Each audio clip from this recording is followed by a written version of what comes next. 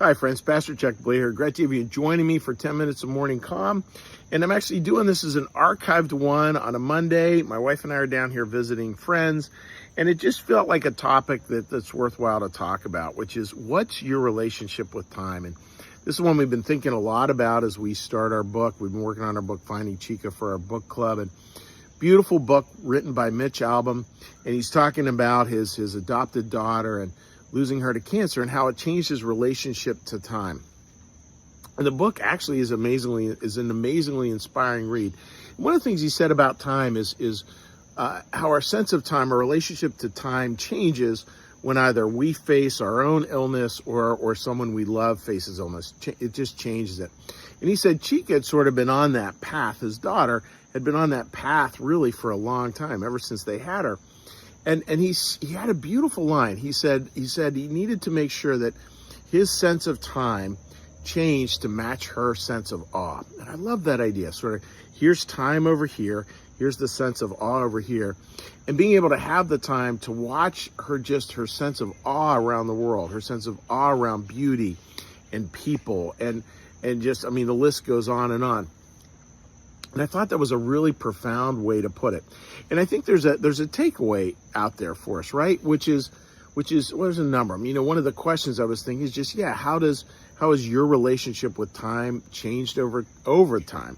And the second part of it is just this beautiful one, which is, can we match up our sense of time with a sense of awe? And I think so much of that is just slowing down, being patient enough to see it.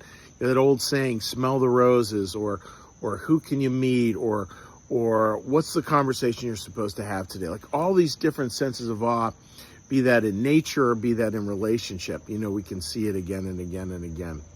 And it brought a smile. He told this story, and I'll close with this, of taking Chica after she was diagnosed, taking her to Disney World. Him and his wife wanted to have her have this big experience, all this entertainment, more entertainment and fun than she could imagine. And here she is in the magical kingdom, right? And there's this fancy thing and that fancy thing and this fancy thing and that fancy thing. And as they're walking, they see a little pond, and a duck comes waddling up out of the pond. And she's all excited, like, look at the duck. All these other manufactured things around her. But what she found awe in was the duck. And that's where we have to take time and allow our sense of time to change along with our sense of awe. And I just thought that's a really beautiful one, and a beautiful thing to think about. So today, friends, that's the thought for today. Allow your sense of time to match the sense of awe that you see in other people. And it will involve a little slowing down. So may you have a beautiful day that's slowed down a little bit. And with that, friends, what we're going to do is we're going to shift gears. And when we shift gears here at New Church Live, what we do is we come in for a really slow landing, a little meditation to start our week. So I'd ask you to join me first off in taking a big breath, and then we're going to do a little meditation, a little prayer, and a little blessing. So first off, let's all get a big breath.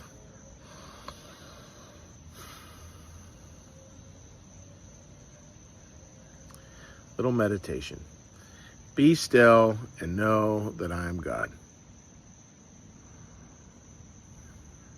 Be still and know that I am. Be still and know that I. Be still and know that. Be still and know. Be still and. Be still. Be. Our Father, who art in the heavens, hallowed be thy name. Thy kingdom come, thy will be done, as in heaven, so upon the earth. Give us this day our daily bread, and forgive us our debts, as we also forgive our debtors. And lead us not into temptation, but deliver us from evil. For thine is the kingdom, and the power, and the glory forever. Amen. May the Lord bless you and keep you. May the Lord make his face to shine upon you and be gracious unto you.